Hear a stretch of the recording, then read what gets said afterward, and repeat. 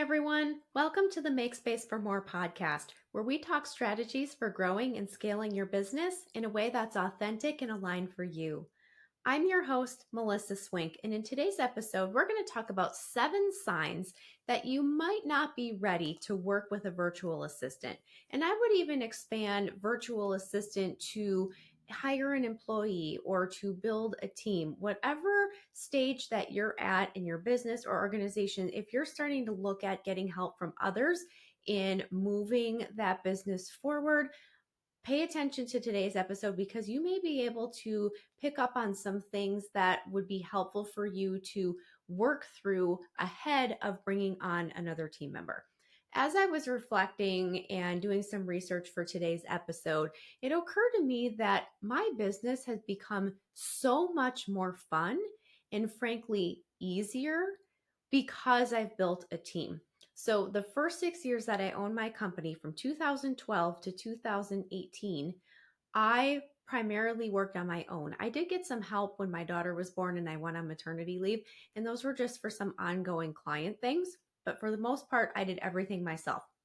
So I was very client facing. I was doing all the deliverables and the work within my business. And of course, I was also working on the business and managing the business and all those things. And I can tell you it is so much better now because I have invested and got over that fear and really let go of the objections that I had to building a team. And so again, if you've been following me for any period of time, you know that I'm a big believer in hiring help and outsourcing so that you can do more of the things that you love and less of the things that you don't. Also, the struggle gets so much easier as well because you're not forcing yourself to learn all these different things. You don't have to be an expert in all subjects, which, let's face it, we're not. You can focus on what you're best at and have other people who have complementary skill sets and are able to do things that you are not sure how to do yourself. I could go on and on and on about why having a virtual assistant, building a team is a game changer, but I also want to acknowledge that there might be some reasons that you're not truly ready to take this step yet. Now, there's a difference between actually being ready and feeling ready. I never felt ready. So many of my clients, when we start working with them, they're like, this feels like a big step for me. I don't know if I'm ready for this. And I reassure them, and I'm reassuring you that you don't have to go from being a solopreneur or, running a nonprofit like nearly on your own to jumping into hiring like a full-time assistant or a full-time employee. There are stages of this. You can start small and continue to build as time goes on. That is where I highly recommend starting no matter where you're at in business. But again, there's a difference between feeling ready and having some of those nerves to actually being ready. And you might also be thinking, well, what if it doesn't work out? Or maybe you've hired a VA in the past and things just didn't quite work out the way that you had anticipated. So I'm going to acknowledge those things today. And I think I've narrowed down about 7 common things. This is certainly not an all-inclusive list, but I've narrowed down to about 7 things that really stood out to me when I was reflecting on maybe work that we've done with clients in the past that ultimately have determined that they weren't quite at a point where they were ready to continue working with us, or maybe they just wanted to take a pause and work on some things before continuing the work with our team. Now, I can say that this doesn't happen often, but it does happen. And so I reflected and kind of made a list of here are some of the things that we have noticed as a team, myself included, over the years of, maybe clients that just never quite got off the ground with working with us like we would have liked to have seen. And so I've kind of distilled that down into 7 specific examples or areas. Now, I also share that these things are coming from the perspective of what we can do as the leaders of our businesses and organizations. Now, certainly, there is not taking away responsibility for maybe anybody that you've worked with in the past where maybe truly you've made a bad hire. I know I've made bad hires in my business, and we've learned from those mistakes and we continue to refine and move on in our processes. But there are also things that, what could I have done differently? Or how did I not see that coming? So this is also to be reflective for you, because at the end of the day, we can only maintain control of ourselves.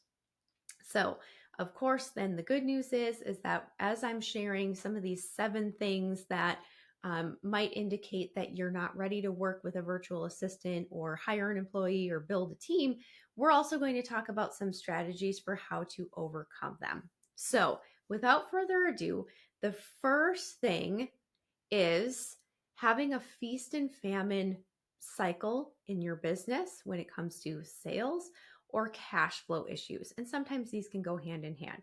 Now, I will say this, and you may have heard me say this on previous episodes of the podcast if you've been following for a long time, but a virtual assistant and building a team can certainly help you overcome the feast and famine cycle in your business. Let me give you an example of this. So, back when I was operating solo, I would grow my business to the point where I was maxed out on capacity. So, I had a full client base and I spent 99.9% of my working hours serving those clients, which of course, then the back end of the business starts to be neglected. And then for whatever reason, if a client would, maybe a project would wrap up, or maybe a client would um, discontinue working with me because they ultimately hired a employee for their company, or they went in a different direction, whatever the reason might be. Now, we're talking, fortunately, I've had very good endings with clients for the most part. But for whatever reason, if a project wrapped up or a working relationship wrapped up and a client moved on, then I had this block of time and frankly, lack of money in my schedule where all of a sudden I'm like, oh, I need to go and find another client. And so my income would be down and I would be out there doing sales and marketing and then bring in another client to replace that. So it's that feast and famine cycle. Now, I will say that having a team has helped me maintain a consistent level of income over time because I was able to consistently do my marketing and keep my sales pipeline full so that as we had openings, we could enroll clients to fill those spots quickly. So I will say that if you have a feast and famine cycle in your business, a VA or a team member might be a really good way to solve that problem. However, we need to have a plan to resolve that problem. And I also want to acknowledge that the feast and famine sales cycle or cash flow issues in your business, that is a little bit different than a sudden downturn. Sometimes those things happen, or the economy takes a turn, or all of a sudden, the industry that you've been serving, that industry slows down, and you need to figure out, okay, if I've maybe been working with automotive clients and automotive industry has been slow, okay, maybe I need to take a look at another industry that I can serve for the time being instead. So we're talking about downturns, maybe not necessarily something that you have control over, but we're talking about cash flow issues. Another example, what I mean by cash flow issues is we've worked with clients in the past who have businesses where they have very long projects with clients. These are often one-time clients and they do a project with that client for maybe 3 to 6 months and then that project ends. And sometimes if the client does not structure their contract and their payment structure appropriately for a long period of time, sometimes they can wait a really long time to get paid. So, for example, if they take a small down payment and then they get paid at the end of the project, that's a small amount of money to last them for the extended period of time of that project. I'm just pointing out a couple of practical real world examples for you to kind of grasp where I'm coming from here. And so, if you're realizing, like, yeah, one of the things that has held me back from hiring a VA or adding an employee to my team is because, my income is just so up and down. These are some of the things that I highly recommend resolving prior to beginning that work. So maybe consider how you're packaging your services. One example is maybe you do more monthly and ongoing types of work with your clients versus one-time projects. Or maybe it looks like structuring your payment terms a little bit differently. So again, in that example where we got a long range project, maybe rather than asking for a down payment, maybe it's half up front and then 25% when the physical work begins, like maybe when the website starts being built and then 25% upon completion or something like that to help kind of balance out that cash and give you runway that you need to continue running your company and have your team helping out on that project for that period of time. Also, highly recommend if you're struggling with cash flow in your business to consider talking to an accountant, not necessarily a tax accountant, but an accountant that can help you with budgeting and forecasting and help you understand how your money is coming and going and make some adjustments so that your cash flow can improve. A CFO might also be a great individual to talk to. There are plenty of great fractional CFOs out there who work with small businesses and nonprofits who could be amazing at helping you solve this problem. Okay, second sign that I see that somebody might not be ready to work with a VA is that they are unable or frankly unwilling to prioritize that working relationship. So this can look like people who have the candle lit at both ends and in the middle. They're very, very busy. They are overcommitted. And of course, when you start working with anybody else in your business, a virtual assistant, an employee, another contractor of some kind, it does require ongoing communication. And I would even argue more communication from you in that beginning stage of getting up and running with your work together. And so what I find is sometimes a client will hire a VA because they're just so desperate to get help in their business, which, hello, we've all been there. We can all feel that, right? But the problem is that they then don't have the time to communicate with that virtual assistant on a regular basis, or they don't make that time. And so I would say that before working with a virtual assistant or hiring an employee or somehow adding another member to your team, I highly recommend committing to a regular standing check-in call or meeting or one-on-one with that team member, and also blocking off time every day, either at the start or end of the day, to respond to written messages from them or voice messages from them, whether that be email or a Slack channel or text messages or voice memos on WhatsApp, whatever that might look like, whatever you guys have determined is going to be your method of communication in between meetings and live phone calls. You need to commit that time in order to keep that conversation moving forward and your work together moving forward. And so yes, that might mean sacrificing on the front end. But again, the overall goal is to free up your time. But if you're not willing to invest that time in connecting with your team member on a regular basis, especially in the beginning, that relationship really is not being set up for success in the long term. I hope that makes sense. This has also looked like I had a conversation with a client a couple of years ago that I was consulting with, and she had made the comment to me like, every time I add a team member, it takes more of my time in terms of meetings and answering questions and things like that. So that is something that you do need to keep in mind and anticipate before you hire, is that yes, in the beginning, it will require more of an investment of your time. And again, the goal, and you should be strategic with the people that you're hiring, should ultimately be to free up your time and energy once that person gets comfortable in their role and has been fully cross-trained to take over those responsibilities for you. But know before you go in that you need to commit that time and even block it on your calendar and protect that time, because it's an investment in your future. Okay, the third sign that you might not be ready to work with a virtual assistant is that you're just not ready to move into a new role in your business or organization.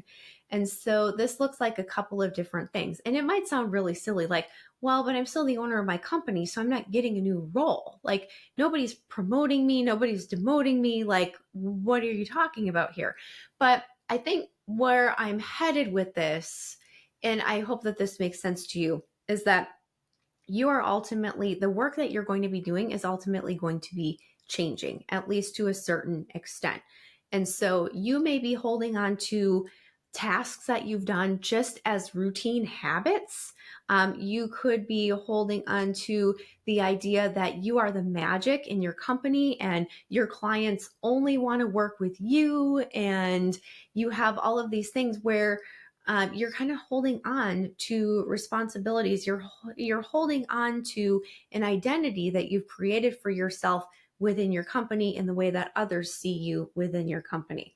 And so that does require some letting go. So I would ask yourself, what do you really want?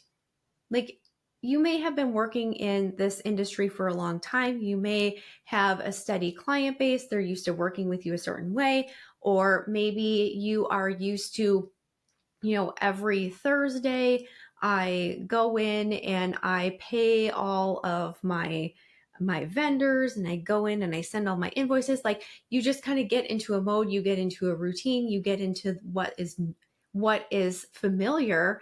And then when you bring on a big hire, that could be a strategic hire, that could be a virtual assistant to take over that billing for you, as an example here, then all of a sudden, that habit or that thing goes away and you're like, wait a second, what should I be doing? So again, tuning into what you really want. Why are you hiring a virtual assistant in the first place to take some of these things off your plate? Is it so that you'll be able to, write your first book? Is it freeing up that time and energy for you to be able to do that? Is it to launch a new program that's been on your heart and on your mind for a very long time, and you just need to make the space happen in order to do that? Like, what do you really want? Another way to think about this too is, what are some of the things that you really love doing in your business? What is some of the work that you really love doing with your customers? And also, what are you releasing in order to make space for more of that? So, did you like what I did there? Make space for more process.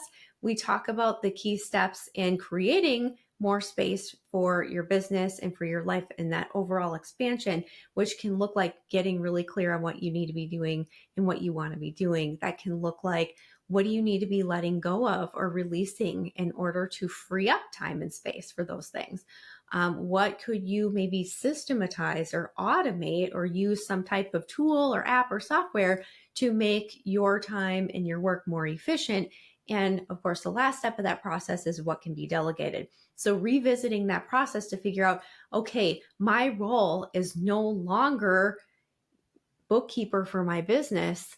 My role, I need to do more of that CEO, business development, strategic partnerships. I need to do more. I need to have better conversations with strategic partners. I do not need to be entering bills and paying my vendors, things like that. So it's just a whole mindset shift of what your role needs to look like moving forward. And if you're not ready to let go of some of those things, it can be really hard to get your work with others off the ground.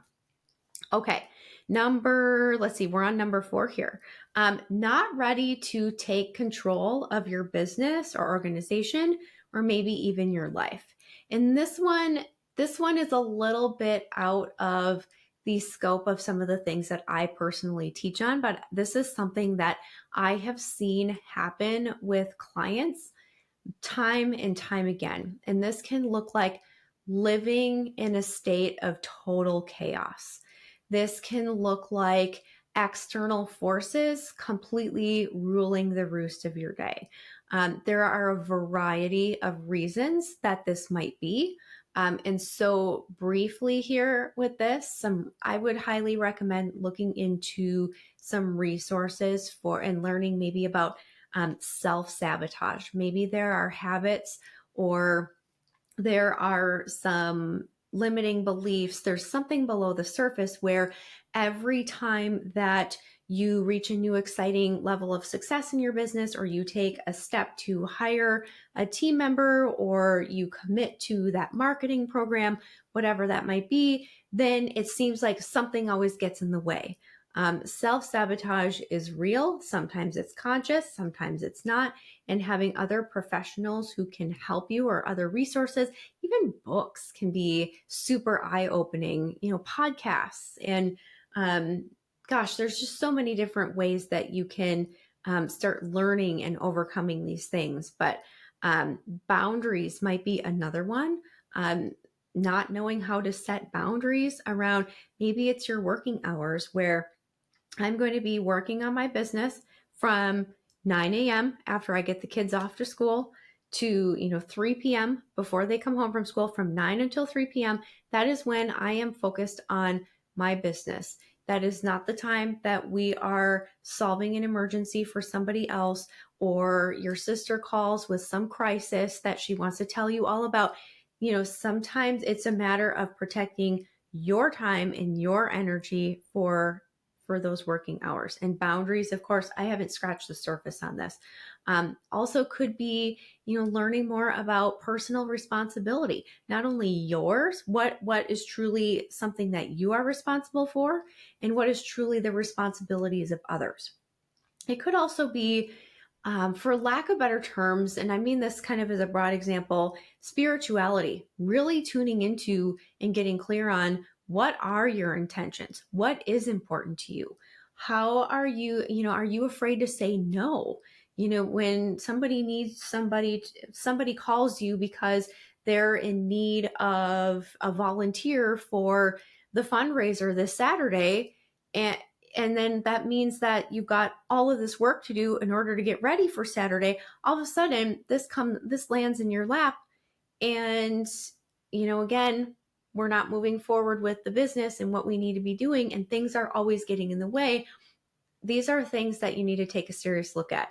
And again, I can't tell you how often we have seen this come up with clients where they might want to grow their business. They might truly want the help of a team, but there's just so many things happening in their world that they just cannot take the time to really dedicate their attention to working with the team. And this is a little bit different than the example that I gave before about blocking the time in the calendar. This is more mental and more situational and more external than it is, control of schedule and things like that.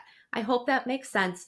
But if you do feel like you often, take 2 steps forward and then something else causes you to take a step back, highly recommend to looking into some of these areas of self-sabotage, boundaries, things like that. A great book on this could be The Let Them Theory by Mel Robbins. That was something that I just recommended to our email list. Really, really love that one. It breaks down, okay, let them do, insert the blank here, and then let me. So you need to put responsibility back on those who need to be responsible. And you also need to take responsibility for your own life.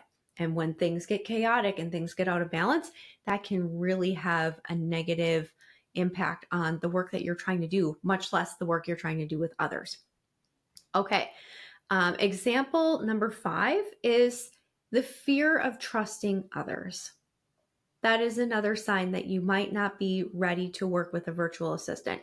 And this can often happen if you've been burned before. Maybe you've made a bad hiring decision before.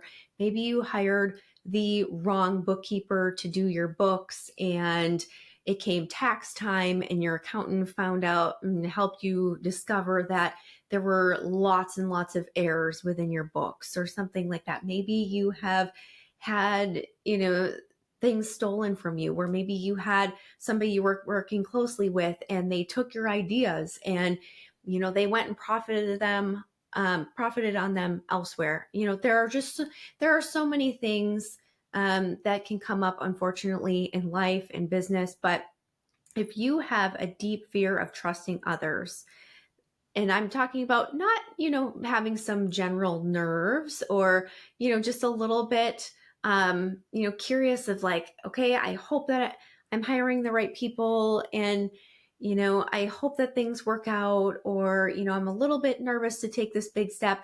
That's a little bit different than going into it with the stronger fear or assumption that something's going to go wrong or that you're going to be cheated in some way. I do have a client that I can think of in the past where this was a really deep-seated thing for her. She came into a lot of her relationships, especially working with, other team members. It wasn't just ours, it was other team members, where the assumption was they didn't know what they were doing. They were going to be overcharging. And that's the energy that she came into those working relationships with. Again, I saw it with a variety of people. It wasn't an isolated occurrence. And of course, that is something that really needs to be healed before entering into a working relationship. So, so this can look like, similar to the last example, doing some forgiveness work, really analyzing, okay, what happened the last time that I tried hiring a virtual assistant, or what happened the last time that, I hired the wrong bookkeeper to do my books? What was on them and what was on me? What do I need? What are some of the guardrails maybe that I need to put in place moving forward so that I can begin to build trust with another person again? And that I'm also not bringing in that energy of guilty until proven innocent sort of a thing. You can definitely feel that energy when, you start working with somebody who doesn't trust you. So if you feel like these are some sore spots with you where you have hired the wrong person, or somebody has stolen your ideas or stolen money from you for all those reasons, I would take time to, again, do that forgiveness work. Also, take your relationship with them slowly. Maybe hire them to do a couple of tasks for you. And then once you feel like you can trust them with those tasks, they did those tasks in the time that they said that it would take them, or the price was within alignment of what was agreed upon. There was no surprise charge at the end. The quality of the work was good. The communication was what you needed. Then continue taking those steps and begin moving forward from that. But again, you have to do that work before you enter into another working relationship. The other thing that I want to mention here as well is that sometimes when things go wrong with a team member or a virtual assistant, or maybe some referral partnership or joint venture, sometimes we have I shouldn't say sometimes, we tend to have the tendency to assume that it was the other person's fault when things go wrong. It's really easy to say that person made a mistake or that was wrong. And, that might be true, but really what I have noticed in my work with clients, not only as a virtual assistant, as the leader of a virtual assistant team, but also as a consultant in helping clients work with, other team members and other collaborators, is that oftentimes when mistakes happen or errors occur, or there's just kind of like miscommunications, it's often a challenge with, overall communication, where maybe assumptions were made, things weren't clarified, or often it is process related. A lot of times there's a gap in the process, or there's an open loop somewhere that it was like, oh, duh, okay, moving forward, we know that we need to double check this, or moving forward, we know that we need to provide that sort of thing. So the trust thing, if you have, I'll simplify, trust issues, these are some things to be aware of and to work through before you enter in a working relationship with somebody else. Want to clear that energy, want to reset expectations and boundaries, and, again, trust that you're hiring the right service provider this time around, and give them that opportunity to start with a clean slate. Okay, number 6 is not having a clear goal or vision for your business or organization. Now, this is a little bit different than the role change in your business or organization. This can feel a little bit like wandering through the wilderness. So I'll give you some examples of this from what I've seen in my work as a virtual assistant, where we have clients who maybe sometimes they're visionaries. They have a lot of grand ideas. They want to, grow their business with where it's at right now. They want to increase their revenue. They want to do more, but then they also want to introduce additional revenue streams. They want to write a book. They want to do speaking. And by the way, if you're one of our clients and it sounds like I'm describing you, I'm not describing you. This is very, very common. So it's you and probably many, many others. But it's like one day we're focusing on this, the next day we're focusing on that. I think that it's really, really important to define what is one thing that you want to accomplish in the next 6 months. One thing. Now, does that mean that that is the only thing that can get accomplished in the next 6 months? No, but we need to prioritize. We need to